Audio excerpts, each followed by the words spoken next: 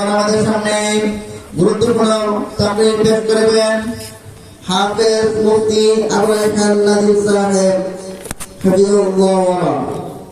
হযরতের গুরুত্বপূর্ণ নসিহত পেশ করার জন্য বিশেষ অনুরোধ করছি।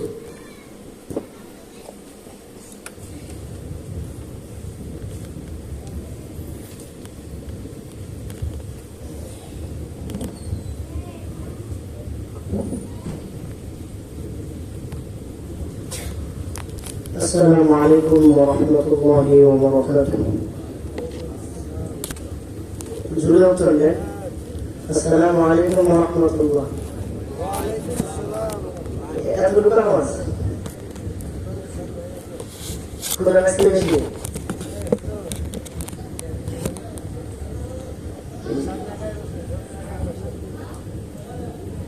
الحمد لله نحمده ونستعينه ونستغفره ونؤمن به ونتوكل عليه ونعوذ بالله من شرور أنفسنا ومن سيئات أعمالنا من يهده الله فلا مضل له ومن يضلله فلا هادي له وأشهد أن لا إله إلا الله وحده لا شريك له وأشهد أن محمدا عبده ورسوله صلى الله تعالى عليه وعلى آله وأصحابه وبارك وسلم. أما بعد فأعوذ بالله من الشيطان الرجيم. بسم الله الرحمن الرحيم. إن الذين يتلون كتاب الله وأقاموا الصلاة وأنفقوا مما رزقناهم سرا وعلانية يرجون تجارة لن تبور. وقال تعالى اقرأ باسم ربك الذي خلق الإنسان من علق. وقال رسول الله صلى الله عليه وسلم خيركم من تعلم القرآن وعلمه أو كما قال عليه الصلاة والسلام. সকলে মোহব্বতের সাথে দিল থেকে নবীর শানে দরুদ পাক পড়ি।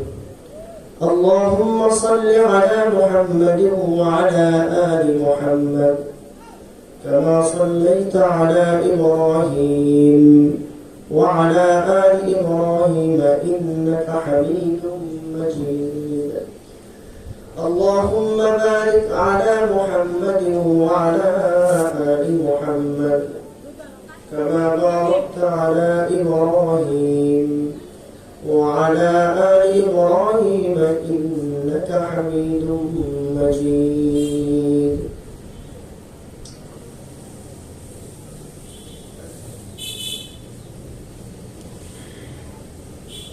দারুল কোরআন নুরি মাদ্রাসা কান্দুলিয়া মধ্যে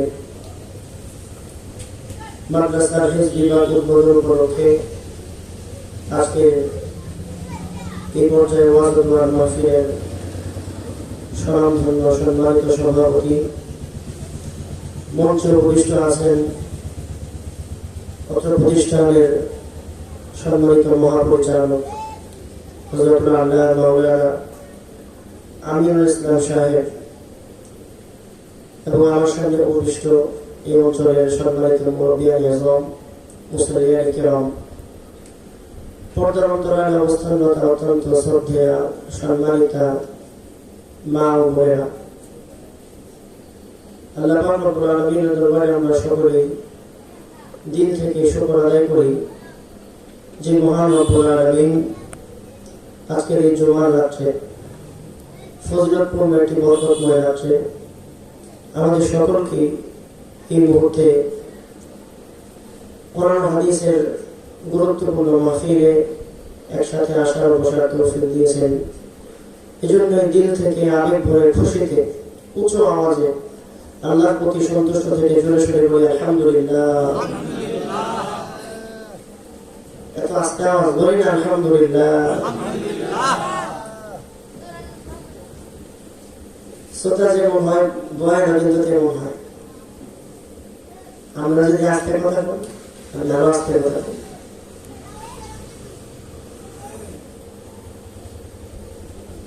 প্রথমে আপনাদের কাছে একটা প্রশ্ন করি, পৃথিবীতে আমরা যারা যত জায়গায় যাই সব জায়গার একটা নিয়ম কানুন আছে কিনা? প্রশ্ন করলাম ভাই, উত্তর আছে কিনা? এই মুহূর্তে আমরা যেখানে বসে আছি এই জায়গার কিছু নিয়ম কানুন আছে কিনা? হয়তো এই জায়গার নিয়ম কানুন গুলো আমাদের জানা নেই। জানা নেই কেন জানা নেই? আমাদের এই জায়গার সাথে পরিচয় খুব কম। আমাদের বেশিরভাগ পরিচয় হলো দুনিয়ার সাথে, দুনিয়ার নিয়ম কানুনের সাথে। আমরা চেয়ারম্যান কার্যালয়ের নিয়ম কানুন জানি, মেম্বার কার্যালয়ের নিয়ম কানুন জানি। দুনিয়ার আরো অন্য জায়গায় যদি আমরা যাই সেইখানে নিজেকে খুব পরিপাটি করে যাই, ওই জায়গার নিয়ম কানুন আমরা খুব জানি।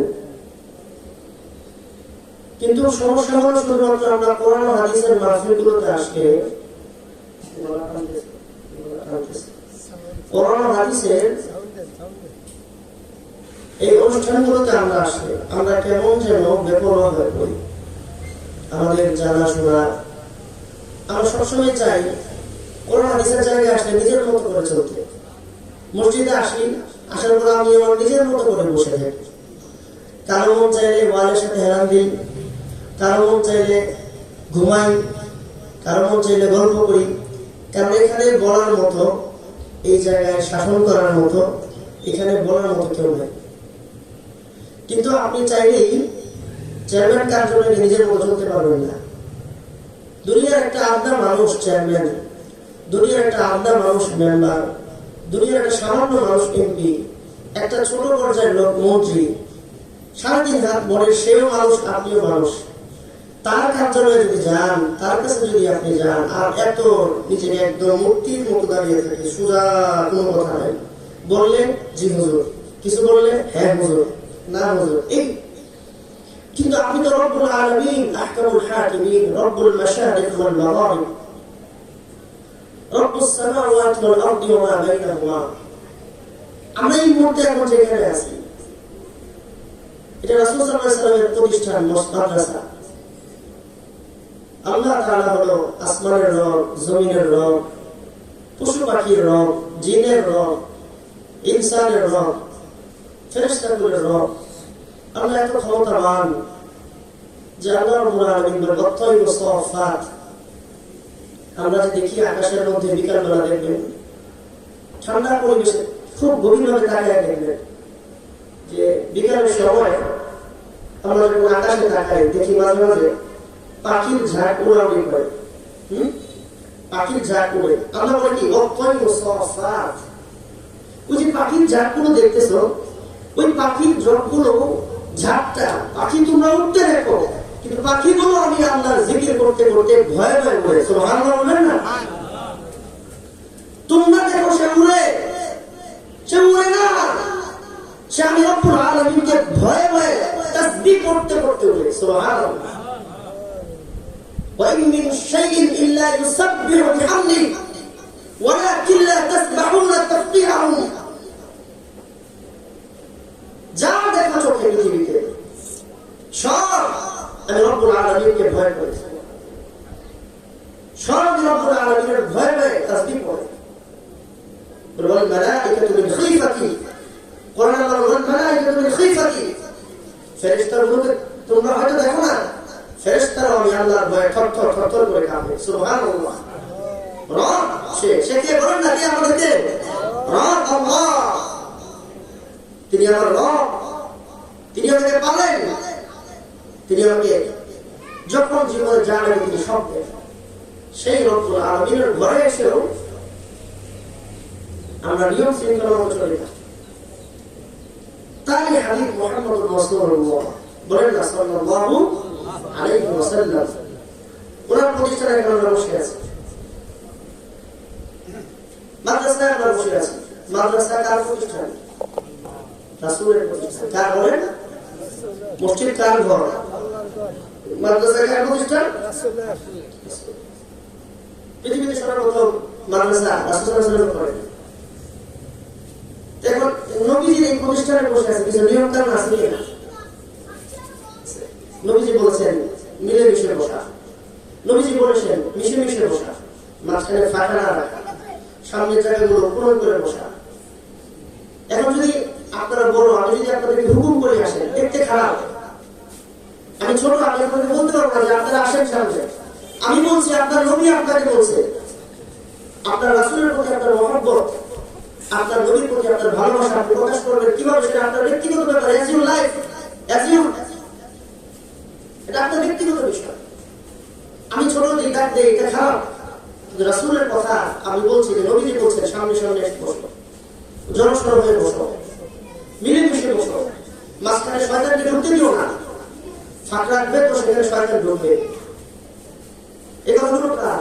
জোরে বলেন আমাদের রাসূলের, বলেন না সবাই। এটা আবেগ হচ্ছে। এখন যদি বলতেন ভাই এই বাড়িটা কার? ওটা আমার,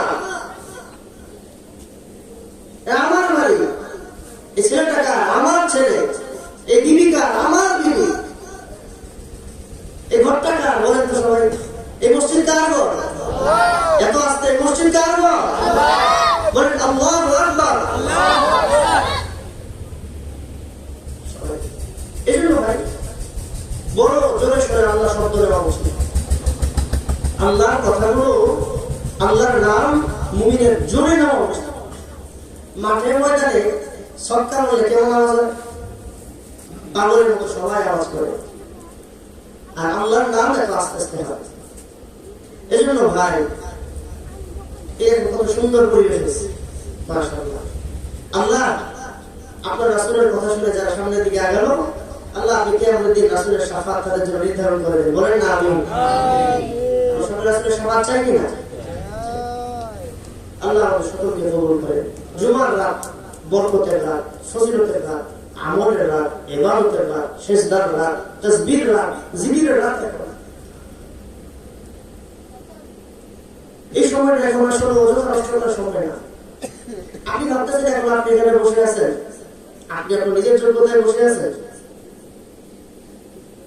আপনি ভাবতেছেন এই জায়গায় আপনি এখন আসছেন, আপনি নিজের যোগ্যতায় আছেন। আল্লাহ, আল্লাহর হুকুম ছাড়া, আল্লাহর মহব্বত ছাড়া আপনি এখানে বসে থাকতে পারতেন না। অনেক ভাই আসছে চলে গেছে, অনেক ভাই আসছে চলে গেছে। আল্লাহর ভালোবাসা ছাড়া আপনি এখানে জায়গায় থাকতে পারতেন না। একটা উদাহরণ খেয়াল করেন, বাজারে যখন আমরা যাই, তো যখন কোনো জিনিস কিনি, তরকারি, তো ওই যে কিনতে গেলে দোকানদার জানে সব কিনে নাকি নিজের মতো করে বেছে বেছে নেই? নিজের মতো করে।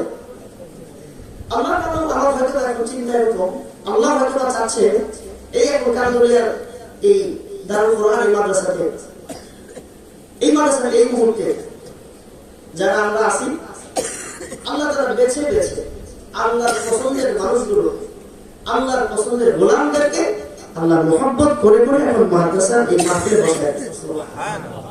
সবাইকে যাকে আল্লাহ মোহাব্বত করছে, যা বান্দা যা, যা মাহফিলে যা, যা ওখানে যা। এখানে ওলামায়ে কেরাম আমার কথা বলবে, আমার হাবিবের কথা বলবে, এক এক তাসবিহ হবে, তোর জবান দিয়ে সুবহানাল্লাহ বের হবে, আমি আল্লাহর এখন চাওয়া। সুবহানাল্লাহ বলবে না? তুই বলবি সুবহানাল্লাহ, আমি তোর জন্য আসমান জমিনের মাঝখানে পুরো জায়গা রেখে দিয়ে ভরে দিব। তুই বলবি আলহামদুলিল্লাহ, তোর এই প্রশংসার কারণে তোর জিন্দেগি সব দিকে আমি আল্লাহ রহমত বরকত বাড়িয়ে দেব। আল্লাহ চাচ্ছে এখন, বলেন না সুবহানাল্লাহ, আলহামদুলিল্লাহ, لا إله إلا الله الله أكبر سبحان الله দিবেন কাছ থেকে করেন আসলে তো ভালো লাগে এজন্য এখন এই মুহূর্তে আমরা চাওয়া যে যাওয়া না যা মাহফিলে যা আমি আল্লাহ তোকে ক্ষমা করতে চাচ্ছি সুবহানাল্লাহ এটা আমার কষ্ট করতে হবে হুজুর এটা আমার কেমন কথা আল্লাহ ক্ষমা করতে চাচ্ছে দেখবেন ঘরের মধ্যে সন্তান রাগ করলে মাঝে মাঝে বাবা মা এসে খায় আমি রাগ করি বুদ্ধি শিক্ষা দিতে পারবো না আমার কাছে আসো মারে বলে বাচ্চা কিছু ক্ষমা করে দিব সকাল থেকে ছেলেটা ঘরে থাকে বাইরে করেছি ঘর থেকে বের করে দিচ্ছে এখন বাবা চাইছে ছেলেটা ঘরে আসো আচ্ছা আমার কাছে সে বাচ্চা আমার মাঝে বুঝে রাখে তুমি কি ধরে নিয়ে এবার আমার কাছে এইগুলো কি করে আল্লাহ ক্ষমা চাচ্ছেন আল্লাহ রাব্বুল আলামিন চাচ্ছেন যে এই মুহূর্তে আমাদেরকে মাফ করে দিন সুবহানাল্লাহ বিহামদিহি সুবহানাল্লাহ আচ্ছা আল্লাহ তাআলা এই জন্য আমাদেরকে এখন মাহফিলে বসায় রাখছেন যে জানান দাফি আমরা প্রশংসা করি সুবহানাল্লাহ আলহামদুলিল্লাহ আহাব্বুল কালামি ইলাল্লাহি আরবা